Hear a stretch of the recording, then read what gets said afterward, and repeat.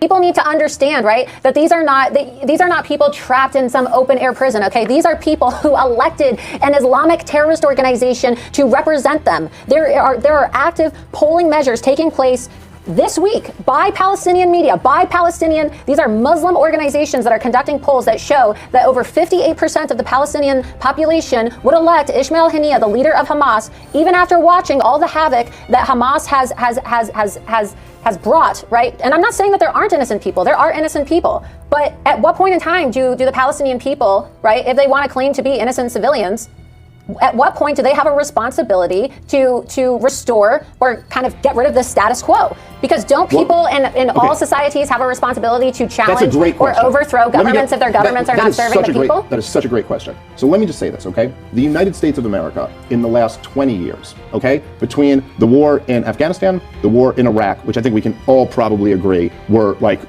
just ridiculous catastrophes that we never should have fought. Let's also add in there the war, Obama's, which I'm sure you'll agree with me about, Obama overthrowing Gaddafi in Libya and leading to the migrant crisis into Europe was an absolute disaster. Let's also throw in there the attempted, right. So bringing in all the refugees to attack Americans. Hold on, let me just finish my point. Let's also add in there the attempted regime change war in Syria, which we started, that led to 500,000 people dying. Let's also throw in there the war in Yemen, which we backed the Saudis fighting. Don't forget the Arab Spring.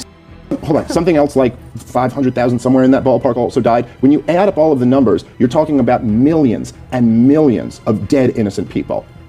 What responsibility do you have? What responsibility do I have? What responsibility do you have? Are we fair targets now to be murdered because we haven't overthrown the status quo, as you just said? Why is it that we as Americans get to hold these standards against other nations which we would never dream of imposing on ourselves? The question is always asked, what's Israel supposed to do? Don't they have a right to defend themselves? Do all of these countries that we've slaughtered innocent people in, do they have a right to defend themselves? Do they have a right to come over here and kill innocent civilians? I would say no. They don't have a right to come kill innocent civilians. You have political grievances with the government class, but it does not follow, as Osama bin Laden or Bill Clinton or Barack Obama or George W. Bush would argue, that it then follows that we can inflict this collective punishment against people.